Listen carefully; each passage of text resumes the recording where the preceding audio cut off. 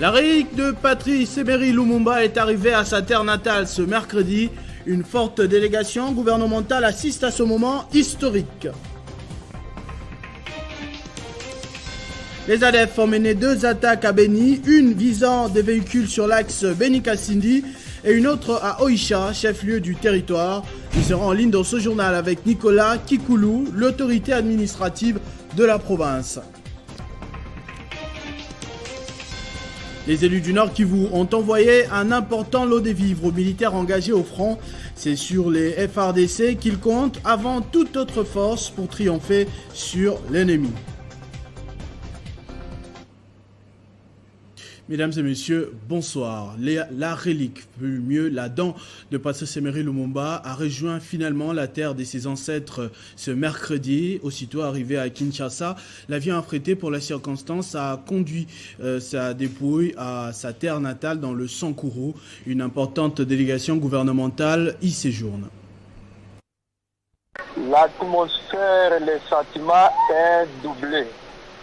Sur le terrain, il y a un sentiment de joie parce que depuis la disparition de notre héros, Patrice Emery Lumumba, personne Sankuru ne connaît où est-ce qu'il était parti Patrice Emery Lumumba et qu'aujourd'hui, ne fût-ce que sa dent, c'est beaucoup pour nous.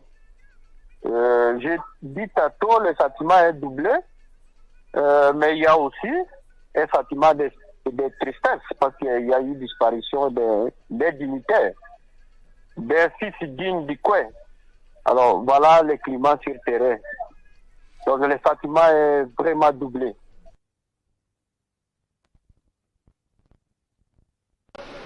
Justement, c'est ça que j'ai souligné parce qu'il y a des gens qui croient jusqu'à maintenant que Lumumba n'est pas encore mort. Et que l'arrivée de ces reliques va témoigner finalement que Lumumba est mort et qu'il aura sa dernière demeure finalement. Le message que je peux lancer, c'est le message d'unité parce que Lumumba a fait ce combat d'unir les Congolais. Alors, nous devons copier son exemple parce que nous sommes ses frères du sang. Hormis une précision d'ailleurs, hormis nous qui sommes ses frères idéologiques, parce que je suis élu du Palou. Alors, j'appelle tous les peuples sankourois et congolais, partout où on se trouve, qu'on soit dans l'unité.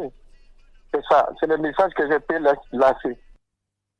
C'était là Jules Ndambou, qui est un député provincial justement à la suite de cette grande délégation gouvernementale. Pendant ce temps, le parti qui porte son nom, à savoir le PALU, s'est exprimé à ce sujet d'actualité et tant d'autres par la voix d'un de ses secrétaires permanents, Célestin Ngoma. Au-delà de la réjouissance sous l'aspect bantou, des interrogations demeurent quand même sur la méthode. Le PALU a pris acte de cet état des choses. Il note que l'affaire est à dimension familiale, alors que l'illustre personnalité, héros national du reste, n'a pas été assassiné parce que père de famille. Il a été, en ses qualités de père de la nation et défenseur des valeurs d'unité, de démocratie, de liberté pour le peuple congolais tout entier, dont la souveraineté devrait être respectée par tous. Pour la question liée à l'état de guerre permanent à l'est de la RDC, le PALU, comme parti politique de masse et patriotique, ne peut éprouver d'autres sentiments que ceux de détresse, de révolte et de rejet du sort malheureux et funeste imposé injustement au peuple congolais, dont des filles et des fils subissent jour et nuit l'insécurité, la mort et les préjudices divers alors qu'il est innocent et n'a agressé personne. Le PALU refuse de se répandre en imprécations vociférantes inutiles. Son silence ne signifie pas indifférence. Au contraire, il se focalise sur les institutions de la République qui disposent de tous les moyens fournis par le peuple pour ramener le plus rapidement que possible la paix, la sécurité, l'intégration territoriale et l'entente entre les Congolais.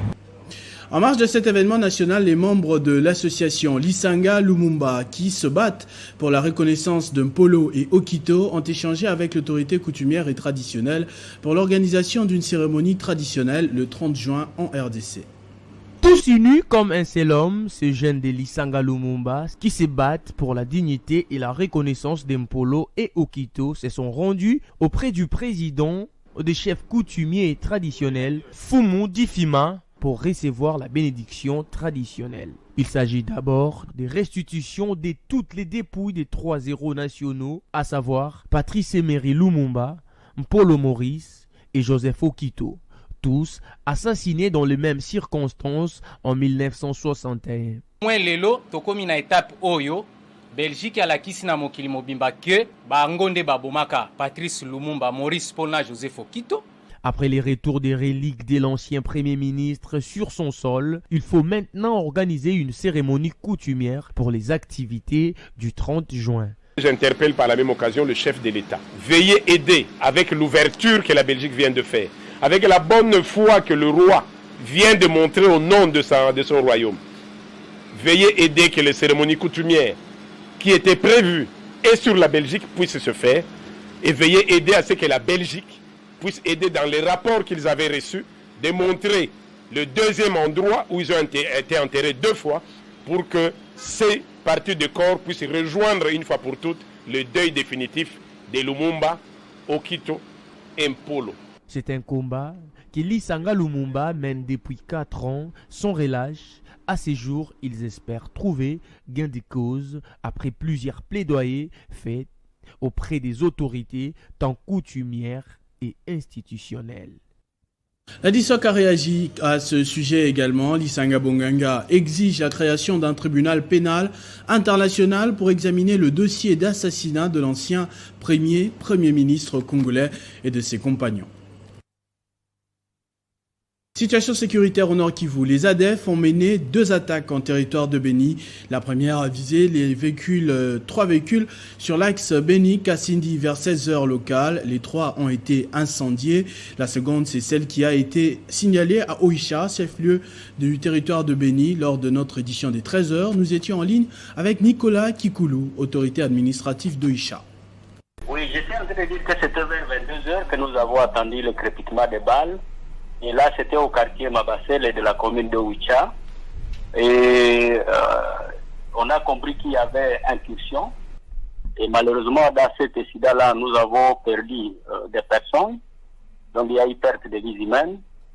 4 personnes ont péri. Je parle d'un enfant d'au moins 2 semaines qui a été abandonné par ses parents lors de la fuite. Et la maison qui était incendiée par les assaillants. Nous avons retrouvé cet enfant complètement calciné dans cette maison-là. À part cet enfant, il faut maintenant parler d'un élément de la police qui est tombé, qui était à sa position au bureau du quartier, Mabasele. Et il y a 2 autres civils qui sont aussi tombés. Voilà les 4 personnes. À part ces personnes-là, il faut parler de 3 blessés qui sont admis à l'hôpital général de référence de Oicha. Et il y a aussi des portés disparus. Là, nous avons déjà identifié 5 personnes, 3 garçons et 2 filles. Il y a eu aussi 3 maisons qui ont été incendiées et aussi quelques biens de la population qui ont été emportés. Voilà ce que nous pouvons vous dire provisoirement, monsieur le journaliste. Le gouvernement militaire du Nord Kivu a réceptionné une importante quantité de vivres destinés aux forces armées de la RDC. Il s'agit d'un geste du caucus des députés nationaux du Nord Kivu qui contribue à sa manière pour permettre la victoire sur l'agresseur. Il s'agit de 8 camions pleins de vivres que le gouverneur militaire du Nord Kivu a réceptionné à Goma. Une assistance apportée par les caucus des députés nationaux du Nord Kivu pour apporter leur soutien aux forces armées de la RDC. Hubert Furuguta, qui a amené cette assistance à l'autorité provinciale, a, au nom de tous ses collègues, appelé toute la population à aussi soutenir le FARDC. J'ai été délégué par le président du caucus, le président Mwanza, honorable Mwanza, Nous sommes venus dire merci aux militaires, aux FARDC, à travers vous, Excellence, Monsieur le Gouverneur et tous vos collaborateurs.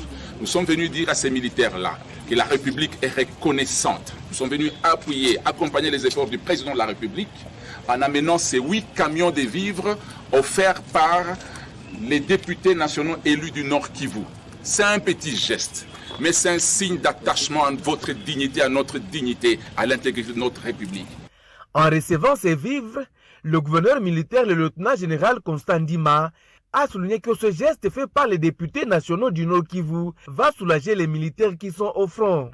Tout ce que vous leur avez réservé ici vont être acheminés. Et au dernier militaire, du commandant au dernier militaire, ils vont prendre ces repas pour leur rendre encore la force de mieux se battre. Ces vivres étaient constitués de sacs de riz, de haricots, d'huile de palme, des bouteilles d'eau, des biscuits, pour ne citer que cela. Le gouvernement militaire qui a relancé les travaux d'asphaltage de 900 mètres sur la route nationale numéro 2, reliant la ville de Goma à la cité de Saké dans le territoire de Massissi. Ces travaux, financés par le gouvernement national, et ils seront exécutés par la société Trabemco pour une durée de 2 mois.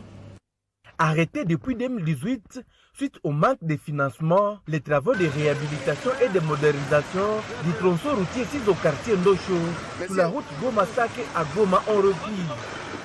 C'est Maître David Kamoua, conseiller en charge des infrastructures du gouverneur militaire du Nord Kivu, qui a lancé les travaux.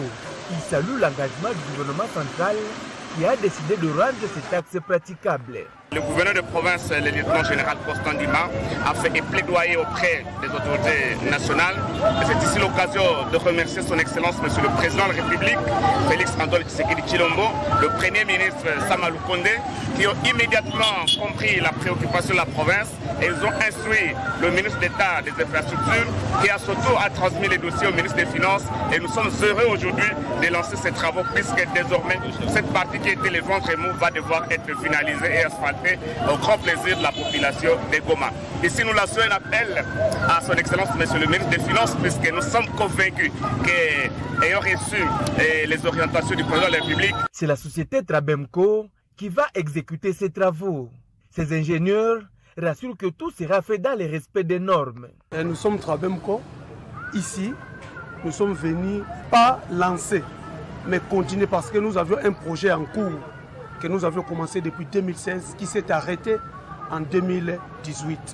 Maintenant, nous sommes revenus parce que les moyens à bord sont déjà en place.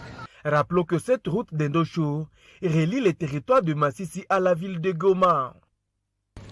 À Kinshasa, le cercle de réformateurs intègres du Congo que dirige Stéphanie Mbombo a condamné l'agression rwandaise et appelé au soutien total au FARDC qui peuvent seuls résoudre la question de la protection de l'intégrité territoriale de la RDC. Au cours de ces face-à-face, cercle des réformateurs intègres du Congo, professionnels des médias, tous les sujets qui font l'actualité ont été abordés. D'abord, la remise des reliques du Premier ministre Patrice Emery Lumumba aux autorités congolaises. Stéphanie Mbombo, présidente nationale du CRIC, parle d'un moment fort, historique, et il faudra désormais se battre pour notre indépendance économique. La présidente du CRIC a condamné avec la dernière énergie l'agression rwandaise dont est victime la RDC, qui doit, pour la protection de son intégrité territoriale, se doter d'une armée forte. Et ça, le peuple congolais est déterminé, quel que soit le moindre Congolais qui restera au front va se battre contre l'agression. Mais nous demandons aussi aux Amazones africaines, y compris les Rwandaises. Nous avons de mariages communs, nous avons de commerces communs. Les Rwandaises, les Rwandais, qu'est-ce que vous faites pour lutter contre cette guerre? Qu'est-ce que vous faites pour notre propre héritage? Nous sommes deux peuples voisins. Au-delà de la mutualisation des armées de la sous-région, les CRIC restent convaincus que seuls les Congolais pourront résoudre les questions internes. Sur ce, une marche de soutien au FARDC est projetée ce vendredi 24 juin 2022. Notre façon d'exprimer la solidarité avec notre armée et surtout notre population de l'Est, c'est aussi d'organiser cette marche de soutien ce vendredi-ci. Elle ira du siège du parti situé sur l'avenue 24 novembre jusqu'au rond-point Victoire, salle Gracias, où se tiendra une matinée politique sous le thème 2023, année des CRIC, qui veut offrir à Félix Antoine Tshisekedi Tshilombo une majorité pure pour son deuxième quinquennat.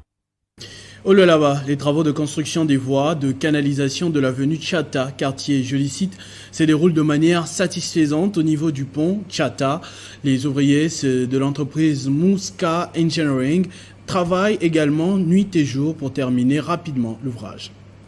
Les travaux de construction des voies de canalisation d'eau sur l'avenue Tchata-Sakapumba du quartier Joli site territoire de Muchacha se poursuivent avec une vitesse supérieure. Cela après la pose de la couche d'enrobé. Les ouvriers de l'entreprise Naïssa travaillent d'arrache-pied avec une technicité éprouvée.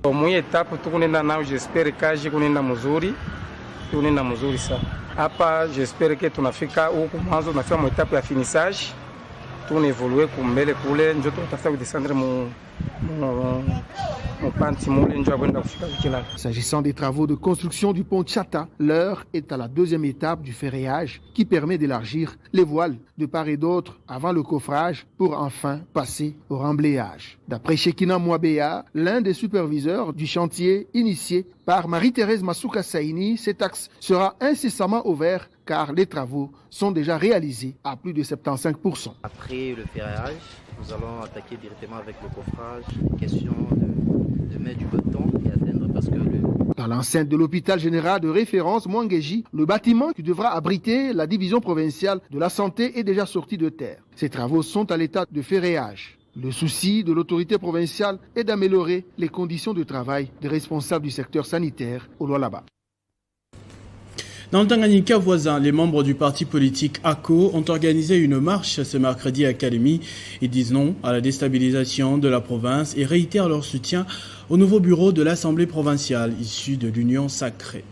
Ils sont plusieurs milliers de membres sympathisants du parti politique Avenir du Congo de l'ambassadeur Dani Banza dans les rues de Kalemi. Conduite par Christian Kitunga Muteba, secrétaire général en charge de la mobilisation et implantation du parti, cette marée humaine s'est dirigée jusqu'au siège de l'Assemblée provinciale de Tanganyika pour dire non à la déstabilisation de la province et réitérer son soutien au nouveau bureau de cette assemblée issue de l'Union sacrée. Nous venons vous soutenir. Vous vous êtes battus pour installer la démocratie dans cette province. Et cette démocratie a eu lieu. Nous avons tous acclamé parce que nous vous avons élus. Vous avez un mandat du peuple. Personne ne peut vous intimider. Et puis, cette mise en garde pour tous les fauteurs de troubles. Que si seulement il arrivait que l'on essaie de déstabiliser votre bureau, de déstabiliser notre province. Si seulement la province et que l'Assemblée est déstabilisée, ça veut dire que c'est l'instabilité de la province. Émue, Virginie Nkolo, présidente de l'Assemblée provinciale du Tanganyika, n'a eu qu'un seul mot. Merci.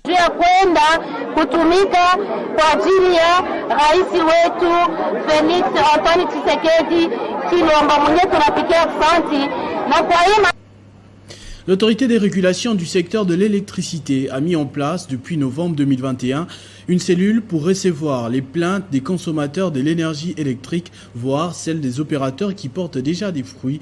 Seulement, les deux parties semblent ignorer la procédure afin d'arriver à cet arbitrage ou une conciliation qui répond aux normes.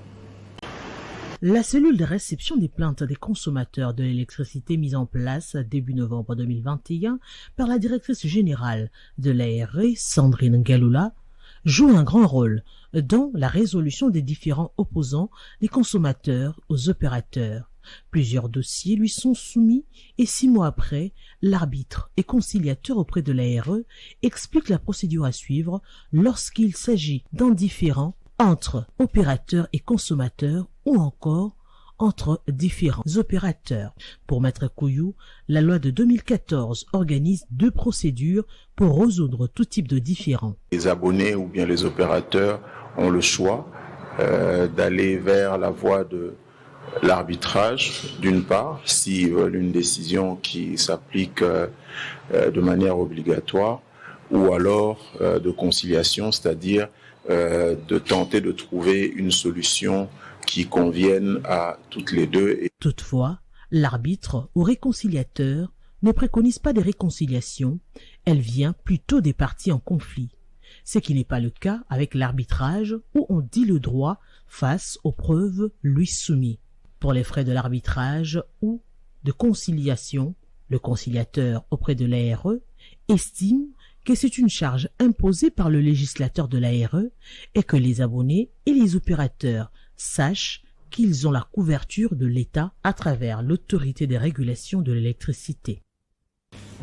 Une usine de fabrication des câbles électriques, justement, avec une capacité de 3600 tonnes par an, basée à Kingabwa, à Kinshasa, a été inaugurée ce mercredi par le ministre de l'Industrie, Julien Paluku, qui a annoncé que sous peu, le gouvernement congolais va prendre la mesure visant à réduire l'importation des câbles électriques dans le but de protéger les industries locales. C'est dans le cadre de la mise en œuvre du plan directeur d'industrialisation de la RDC que le ministre de l'Industrie a procédé ce mercredi au lancement officiel de la production des câbles électriques par l'usine appartenant à la société Proton. Cette usine inaugurée a une capacité de production de 3600 tonnes par an des câbles électriques qui respectent les normes internationales et nationales. 150 emplois directs viennent d'être créés, et cela après avoir bénéficié d'un accompagnement du ministère de l'Industrie pendant 2 ans. Alors sous peu, le gouvernement congolais va prendre la mesure sur la réduction de l'importation des câbles électriques, et cela dans le but de protéger les industries locales, a annoncé le ministre de l'Industrie. Nous sommes heureux que la politique industrielle est en train de se mettre en œuvre dans le pays, avec la société Proton ici, qui produit déjà des câbles électriques ici, avec l'utilisation de notre propre cuivre. Donc, au lieu que notre cuivre puisse aller à l'extérieur, maintenant, la société utilise le cuivre cathodique qui est produit à Lubumbashi pour le transformer ici à Kinshasa sous forme de câbles électriques de manière à servir à tous qui veulent. Présent à cette cérémonie, le directeur général de l'Agence nationale de l'électricité et des services énergétiques en milieu rural et périurbain en serre, Indeshebal Shinavola, a également promis d'accompagner cette société. Nous avons élaboré les plans d'électrification de ces pays et les objectifs sont très ambitieux. Les objectifs que le chef de l'État nous a fixés, 30% d'ici en 2025 et environ 60% d'ici en 2030. À cette occasion, Julien Paluku Kaonga a invité d'autres investisseurs nationaux et internationaux de faire comme Proton dans le processus d'industrialisation de la RDC. Pendant ce temps, les membres de son cabinet poursuivent leur mission de travail à Goma. Ce mercredi, ils ont visité certaines usines installées localement pour leur rendre compte des conditions dans lesquelles elles fonctionnent. Les membres du cabinet du ministre de l'Industrie, Julien Paluku, en mission en ville de Goma, ont d'abord échangé avec quelques cadres de la société Premidis. Ces derniers ont dit à leur hôte les difficultés dans lesquelles ils travaillent, notamment la concurrence déloyale de la part des produits venant de l'extérieur du pays. Cyprien Mbere Moba, conseiller juridique au ministère de l'Industrie, promet saisir sa hiérarchie pour des solutions. Remercions son Excellence Julien Paluku Kaonga pour nous avoir dépêché ici dans la Nord Kivu. Comme vous le savez, Premidis est dans le domaine de l'eau minérale, du vin, des liqueurs et dans la minoterie. Il n'y a pas de problème majeur, mais nous avons posé des problèmes sérieux qui méritent des réponses rapides de la part de l'autorité politique. Après la société Premidis, la délégation s'est rendue à la société Kakivumous, spécialisée dans la fabrication de matelas pour le même exercice. La mission va chuter aux établissements Lobiko qui produisent des vins de Tangawizi. Cette entreprise connaît d'énormes difficultés car elle a été calcinée lors de la récente éruption du volcan Nyiragongo. Pour mieux se relancer, elle compte sur l'appui de l'État à travers le FPI. Nous demandons aux autorités de bien nous aider parce qu'on avait introduit une demande à la FPI, ça fait plus d'1 année. Rappelons que ces membres du cabinet du ministre de l'Industrie sont à Goma pour vulgariser les lois régissant ce secteur. Le sénateur Jean-Philibert Mabaya a été reçu ce mercredi par le ministre de l'Énergie et Ressources hydrauliques dans son cabinet de travail. L'entretien entre les deux personnalités a porté essentiellement sur la relance du barrage de Kakobola. Les deux personnalités ont passé en revue pendant plus de 3 quarts d'heure la situation énergétique du pays en général et celle de la province du Kwilu en particulier. Soucieux de contribuer au développement de la RDC, le sénateur Jean-Philibert Mabaya a, à travers le plaidoyer au profit de sa province, insisté sur l'importance du lancement de la centrale hydroélectrique de Kakobola, vu son emplacement stratégique pour la province du Kwilu et pour la ville de Kinshasa.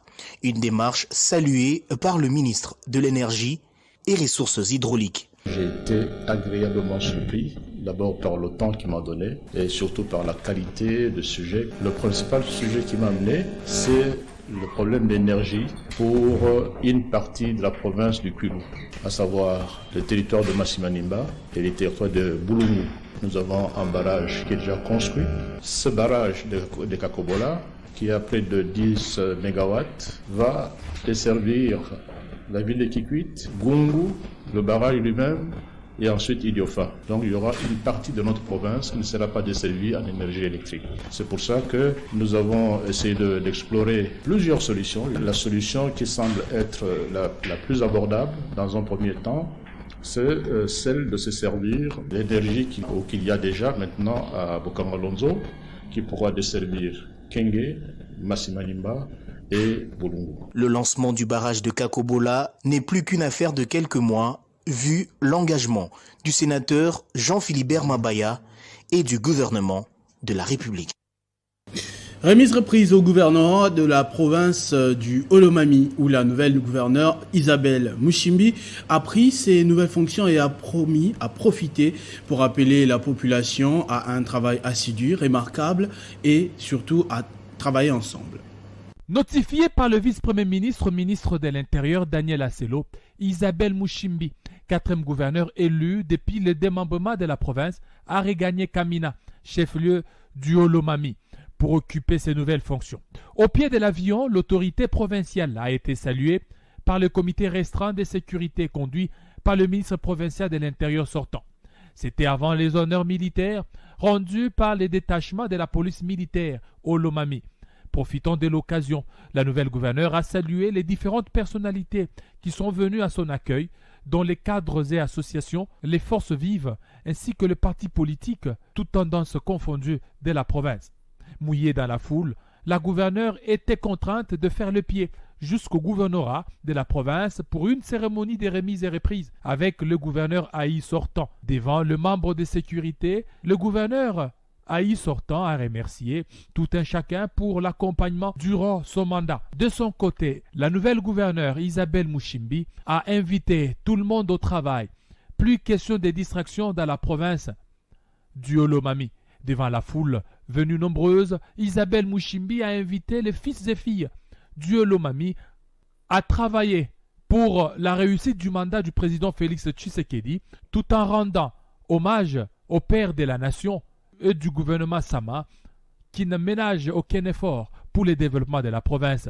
Isabelle Mushimbi est allée lancer officiellement les travaux de la voirie urbaine à l'angle de l'avenue Manono et du Zaïre, dans la cité de Kamina, sous la satisfaction de la population. Ce mercredi a connu la cérémonie d'installation du nouveau comité de gestion de l'Institut supérieur des commerces de Lubumbashi. Le directeur général Armand Kabange a été reconduit à son poste grâce à son leadership innovateur, d'après les explications de Jean-Paul Kimouni. C'est une forte délégation constituée des différentes personnalités qui gagnent les installations de l'Institut supérieur des commerces de Lubumbashi, SC en sigle, quelques heures après l'entrée du directeur général de cet alma mater, le professeur Armand Kabange Kitenge. Il ne s'agit pas d'une visite de courtoisie, mais d'une brève cérémonie aussi importante, à savoir l'installation du nouveau comité de gestion, avec à sa tête le professeur Armand Kabange Kitenge, qui a été reconduit dans ses fonctions. En effet, ces officiels sont venus confirmer l'arrêté ministériel du 14 juin 2022 portant nomination et désignation des membres de comités de gestion des établissements de l'enseignement supérieur et universitaire. Ici, 2 membres de l'ancien comité cèdent leur place à 3 nouveaux qui viennent de faire leur entrée. Lors de sa prise de parole, monsieur les bâtisseurs, comme l'appellent affectueusement ses adjuvants, n'a pas manqué de mots justes pour retracer succinctement son bilan largement positif durant le mandat passé et remercié les autorités hiérarchiques pour avoir renouvelé leur confiance sur sa personne. L'homme providentiel de l'IEC ne jure que par le credo du chef de l'État Félix Antoine Tshisekedi Tshilombo, à savoir le peuple d'abord, qu'il a traduit en ses propres mots. Nous sommes déterminés à construire l'IEC, à reconstruire davantage l'homme de l'IEC. Quand je parle de l'homme de l'IEC, il s'agit du personnel en même temps que des étudiants. On peut le voir, le nouveau comité aux côtés du DG Armand Kabange Kitenge, ces derniers ont été encouragés dans les nouvelles fonctions par le président de la conférence des établissements universitaires, ici représenté par le professeur Emmanuel Banué-Cizé. Le RENADEF a organisé un atelier résidentiel de formation des acteurs de mise en œuvre dans les hubs. Le go de ces assises a été donné par le directeur du programme national de lutte contre les VIH-Sida, le docteur Luc Kamanga. En tout, 15 participants venus de 3 villes hubs ont fait les déplacements vers Kinshasa pour prendre part à l'atelier résidentiel des formations des acteurs de mise en œuvre dans le hub. Le lancement officiel de ces assises a été présidé par le directeur du programme national de lutte contre les VIH-Sida, le Dr Luc Kamanga, en présence de plusieurs invités de marque. Les délégations des participants en provenance de villes hubs, notamment Kindu, Tchopo, Matadi et ceux en province de Penelès, Penelté, clinique juridique, secrétariat technique de la COVID-19 étaient tous motivés et excités de prendre part à cet atelier. Cet atelier qui pendant 5 jours a pour but de former les formateurs des acteurs de mise en œuvre dans les 3 nouveaux hubs ajoutés aux autres existants afin de contribuer à l'amélioration des interventions genre et droits humains en lien avec les VIH-Sida et la tuberculose. Dans le travail que nous faisons, RENADEF a été recruté comme sous-récipiendaire spécifique par corps d'aide pour mettre en œuvre le programme Fonds mondial de lutte contre le sida, la tuberculose et le paludisme, mais pour son volet spécifique, lutte contre les maladies en lien avec les violations des droits humains. Ainsi, avec l'approche nouvelle que nous sommes en train de promouvoir dans la lutte contre le VIH, qui est l'approche hub, c'est ainsi qu'on a trié quelques formateurs des formateurs parmi les médecins directeurs de 2 programmes VIH et tuberculose, mais aussi les acteurs des cliniques juridiques devront être formés comme des formateurs. L'ASBEL Afia Mama a organisé mercredi un café juridique sur les droits de la santé sexuelle et reproductive ainsi que de l'avortement sécurisé. Cette rencontre d'experts de la santé et de la justice a été axée sur la nécessité de vulgariser le protocole de Maputo. Près de 200 000 cas d'avortement clandestin pour 1000 femmes en âge de procréer sont enregistrés annuellement selon une étude menée à Kinshasa. Face à cette situation qui met en péril la santé et la vie de la femme ainsi que celle du fœtus, le protocole de Maputo, auquel la République démocratique du Congo a ratifié, prévoit des mécanismes qui accordent aux femmes le choix en matière des services DSSR. La RDC a régulièrement ratifié le protocole de Maputo, qui est un instrument juridique de portée internationale.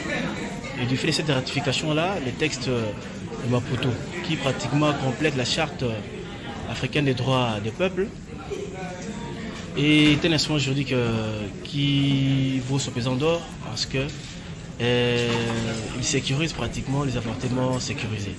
Le protocole de Maputo à la charte africaine des droits de l'homme et des peuples ayant une valeur supérieure sur les lois internes, il s'impose une vulgarisation. Nous avons voulu contribuer à ce qu'on ne perde pas plus de vies en mettant en œuvre ces projets de Makoki à Moissi.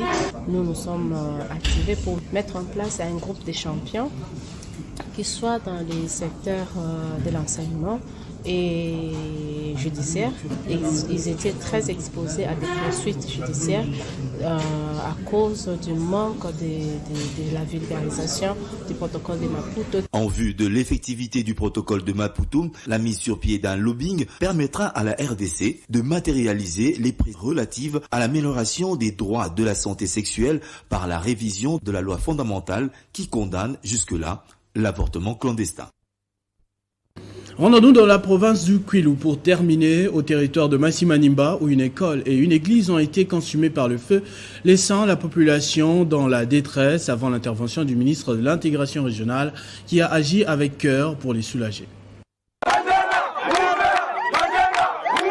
Par ces chants, la population du village Jérusalem dans le territoire de Masimanimba exprime toute sa gratitude à un fils du terroir, le ministre de l'intégration régionale Didier Mazenga, qui a soulagé la peine de nombreuses familles qui ont perdu plusieurs biens lors de l'incendie de plus de 65 maisons en paille il y a plus d'un mois. Bienfaiteur, Maître Didier Mazenga a dépêché dans cette partie de la province du Kwilu une forte délégation conduite par le député provincial Michael Lumpungu qui a remis une assistance de taille composée notamment des bâches, des habits, des assiettes et des matelas. Merci. Na makambo basali boye ezala ya suka te biso pe tokobosa la bangote Mazenga bukati koti tonguni betu tata tufutiri matonda kwa funzambi kambatira matonda mingi. Ces maisons en paille ont été brûlées par les étudiants de l'ISDER qui protestaient contre la mort mystérieuse de leurs collègues. L'excellence Didier Mazenga Mukanzu, c'est lui qui est le meilleur boxeur de tout ce qui se passe. C'est lui, quand on parle de quelque chose, on le voit présent. Comme il est présent, il sera toujours présent. Nous sommes derrière lui. La population elle-même dit ils sont derrière leur ministre d'intégration régionale et francophonie, Didier Mazenga Mukanzu. Le chef de secteur des Bidungi dans le territoire de Masimanimba, Jacques Bondo, se dit particulièrement touché par ces gestes de cœur du ministre Mazenga qui ne cesse de multiplier les actions de bienfaisance dans le territoire de Masimanimba. Ce journal est terminé. Je vous en rappelle tout de suite les principaux titres. La relique de Patrice Emery Lumumba est arrivée à sa terre natale ce mercredi. Une forte délégation gouvernementale assiste à ce moment historique. Les ADF ont mené 2 attaques à Beni, une visant des véhicules sur l'axe Beni-Kassindi et une autre à Oicha, chef-lieu du territoire. Nous avons été en ligne dans ce journal avec Nicolas Kikoulou, l'autorité administrative de la province. Les élus du Nord Kivu ont envoyé un important lot de vivres aux militaires engagés au front. C'est sur les FARDC qu'ils comptent avant toute autre force pour triompher sur l'ennemi. À tous et à toutes, merci d'avoir suivi ce journal. Restez fidèles au programme de votre chaîne Télé 50. Vivez heureux, vivez 100 ans, mesdames et messieurs.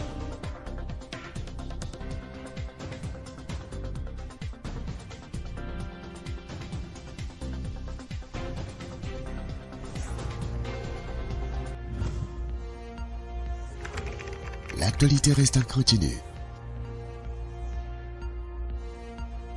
Communiqué Mai Mai. Mise au point du Parti des Patriotes Résistants Mai Mai. Le Parti des Patriotes Résistants Mai Mai, PRM en sigle, parti enregistré et reconnu en République démocratique du Congo, informe l'opinion nationale et populaire que depuis la reprise de la guerre par le M23 et l'arrestation de 2 militaires rwandais sous les sols congolais, le Rwanda a changé son mode opératoire d'infiltration en RDC. En date du 16 juin 2022, le PRM était surpris de voir dans les réseaux sociaux un communiqué signé Bwendoa et Anselme Enerunga appelant la population à soutenir nos vaillants soldats FARDC au front, en portant les insignes du parti, tricot, drapeau. Néanmoins, le parti PRM tient à alerter sa base traditionnelle, surtout l'opinion sécuritaire de ce qui suit. Les organisateurs de cette marche, recrutés à des fins inavouées, n'ont pas ni qualité ni mandat d'engager le parti. La manifestation n'était pas autorisée ni par les instances du parti, ni par l'autorité urbaine de la ville de Bukavu, sur instruction du gouverneur du Sud Kivu. Les manifestants spontanés ont scandé les chants avec messages de haine, hostilité, de stigmatisation et des menaces de pillage et destruction, situation qui risque d'envenimer les esprits déjà surchauffés par les effets de la guerre nous imposée par le Rwanda à travers le M23. Le PRM met en garde ces imposteurs pour tout dérapage et doivent en tirer toutes les conséquences. Le PRM demande aux services de sécurité et aux autorités urbaines de Bukavu, chacun d'en tirer ses conséquences et dispositions. Demandons à nos militants de garder calme et sérénité en soutenant nos FRDC par nos contributions et prières, l'ordre et à la loi. Fait à Kinshasa le 20 juin 2022, signé par Pardon Kaliba Moulanga, président national et autorité morale.